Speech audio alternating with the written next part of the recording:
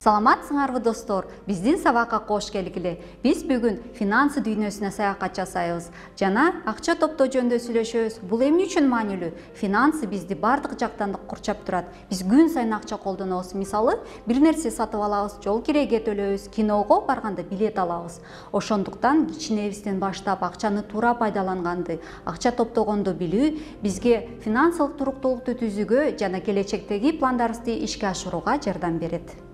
Бул сабактан силер акча топтоо деген эмне үчүн акча топтош керек, акчаны кантип туура топтош керек жана кантип киреше алууга болот, банк депозиттеринин кандай түрлөрү бар, ишенимдүү банкты кантип тандап алсак болот деген суроолорго маалымат аласыңар. Акча топтоого умтулуу бул адамдардын байыртадан берки сапаты. Алгачкы доордо да адамдар бир нерселерди камдап алышчу. Алар эгер аңчылык жаман болуп калса, эртең эмне жейбиз деп тамак ашын камдап келишкен. Андан бери кыйла убакыт өттү, коом өзгөрдү, адамдар да өзгөрдү. Бирок алардын акча топтоп алууга умтулуусу ошол бойдон калды. Акча колдонууну баштагандан тартып, адамдар каражат да топтоп баштады. Демек, акча топтоо деген бул келечекте бир нерсе сатып алууга же муктаждыктарга жумшоого акча алып коюу. Кыргызстанда акча топтоп жүргөн адамдар көп, бирок андан көбү акча топтобойт. Себеби алар акча топтогондун эмне кереги бар деп ойлошот. Жана акча бар болсо, аны дароо коротуш керек деп эсептешет. Чынында эле, эмне үчүн акча топтош керек? Кайсы максаттарга? Келгиле эми акча топтоонун эң кеңири тараган 3 максатын карап көрөлүк. Биринчиси бул кыял. Ар бир адамдын кыялы бар. Эгерде аны акчанын жардамы менен ишке ашырууга мүмкүн болсо, анда ал финансылык максат деп аталат. Келгиле, силердей балдар кандай финансылык максаттар жөнүндө ойлонуп жатканын карап көрөлү. Балким, алардын арасында силер ойлонгон кыялдар да бар. Кимдир бирөө iPad алууну каалайт, ал эми экинчиси ноутбук алгысы келет, үчүнчүсү чоң үй же машина сатып алууну каалайт, төртүнчүсү алдыңкы университетте окуу жөнүндө кыялданат. Башкалары саякатка баргысы келет, дагы бири ата-энесине белек бергиси келет. Араңарда бул финансылык максаттарды кантип ишке ашырганды билгендер бардыр. Балким, силер кыялданган нерсени ата-энеңер белек кылар. Же болбосо өзү акча топтоп жүргөндөр бардыр. Андай болсо эң сонун. Биз акча топтогонду жана финансылык максатка жеткенди канчалык эрте үйрөнсөк, чоңойгондо алдыга койгон максаттарга жана ийгиликтерге ошончолук оңой жетебиз. Адамдар дагы эмнеге акча топтошот? Көпчүлүгү өзүнүн жана жакындарынын финансылык коопсуздугун камсыздоо жана келечекте күтүлбөгөн жагдайлардан коргонуу үчүн деп жооп беришет. Бул эмнени билдирет? Турмушта күтүлбөгөн жагдайлар жана алардын арасында кээде жагымсыз окуялар көп болот. Мисалы, адам жумушсуз калышы мүмкүн, ооруп калып көпкө даярланышы ыктымал, же автоунаасы бузулуп калышы мүмкүн. Мындай күтүлбөгөн жагдайларга даяр болушубуз маанилүү. Аны үчүн акча топтоп коюшубуз керек. Айрымдар аны керек болгондо колдонуу үчүн акча деп атап коюшат. Бирок аны финансылык жөлөк деп атап коюу туура. Финансылык жөлөк жөн жерден пайда болбойт, аны үзгүлтүксүз топтоо керек. Финансы боюнча эксперттер ай сайын кирешенин 10%-ын топтоону сунушташат. Билесиңерби, кээ бир адамдар акча топтобойт, топтоп да көргөн эмес. Анткени алар бул үчүн бай болуш керек деп эсептешет. Башкача айтканда, каражат топтоо үчүн акчаң көп болуш керек деп айтышат.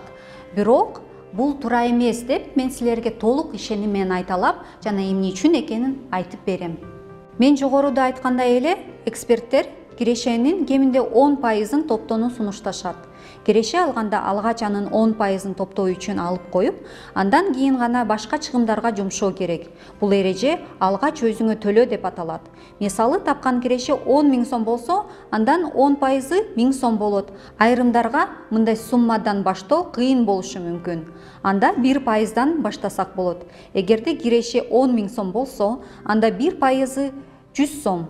Мисалы, январь айынан баштап 100 сомдон топтоп баштасак, бул оңой эле, туурабы? Кийинки айда кирешенин 2%-ын топтоо үчүн алып коюу керек. Бул 200 сом, бул дагы оңой болот. Ошентип ай сайын топтой берсек, 10 айдан кийин 10%-га, ал эми 1 жылдын ичинде 12%-га жетебиз. Бара-бара акча топтоого көнүп калабыз. Ошондо 1 жылда 7800 сом топтолуп калат. Эгер көбүрөөк топтой алсаңар, андан да жакшы болот. Бирок акча топтоп баштайм десеңер, анда 10%-дан же жок дегенде 1%-дан баштагыла.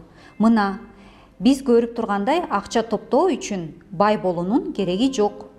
Акча топтоонун 3 максаты бар экенин билдик. Биринчиси кыялды орундатуу, экинчиси финансылык жөлөк үчүн акча чогултуу, үчүнчүсү болсо киреше алуу.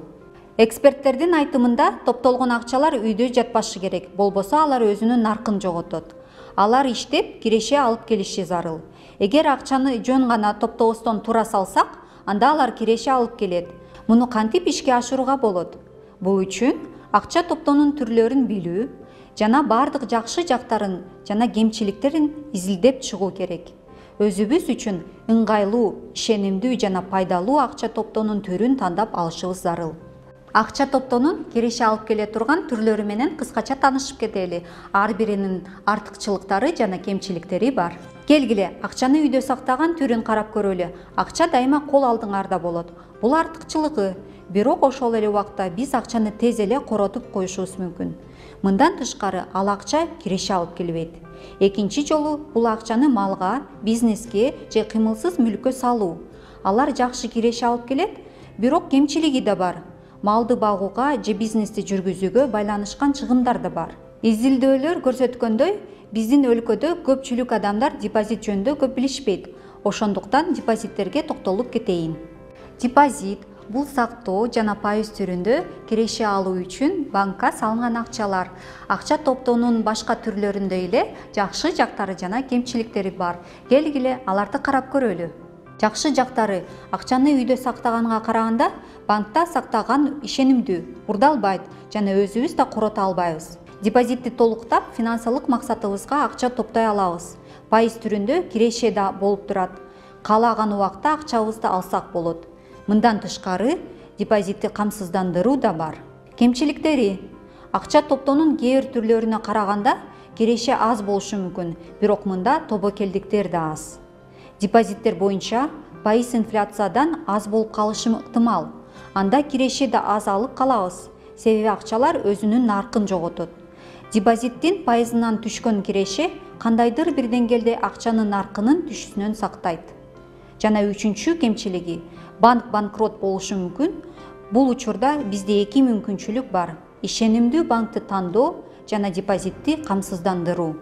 Кыргызстанда депозиттерди кабыл алган ар бир банк депозиттерди камсыздандыруу системасынын катышуучусу болушу керек. Башкача айтканда, депозиттерди коргоо жөнүндө мыйзам, депозиттерди коргоо боюнча агенттик бар. Бардык банктар бул агенттиктин мүчөсү болууга тийиш. Депозиттердин кандай түрлөрү бар?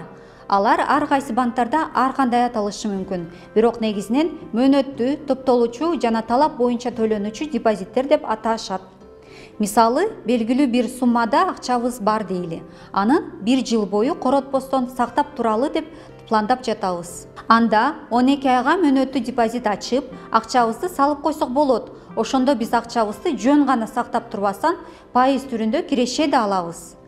Эгерде белгилүү бир мөөнөткө чейин акча топтоп алууну пландап жатсак, анда топтолуучу депозитти тандап алышыбыз керек. Ал эми үчүнчү депозит же талап боюнча төлөнүүчү эсеп, бул ичинде акчасы бар бир капчык сыяктуу. Бирок ал биздин колубузда болбойт, ал банкта сакталат жана каалаган убакта акча салып, жана каалаган учурда эсептен акча ала алабыз. Ишенимдүү банкты кантип тандап алсак болот? Бул боюнча бир нече кеңеш. Банк жөнүндө маалыматты карап чыккыла, мисалы интернеттен. Банк канчадан бери иштейт? Банктын аброю кандай, рейтинги кандай, кирешелүүлүгү кандай? Ар кайсы банктардагы депозиттердин шарттарын салыштырып көргүлө жана бул жөнүндө жакшы билген адамдардан кеңеш алгыла. Достор, эгерде депозит ачам десеңер, анда бир жакшы кеңеш. Келишимди кунт коюп, окуп чыккыла. Депозиттин суммасына, мөөнөтүнө, пайызына, депозиттин түрүнө, депозитти токтотуу жөнүндө бөлүмгө өзгөчө көңүл бургула.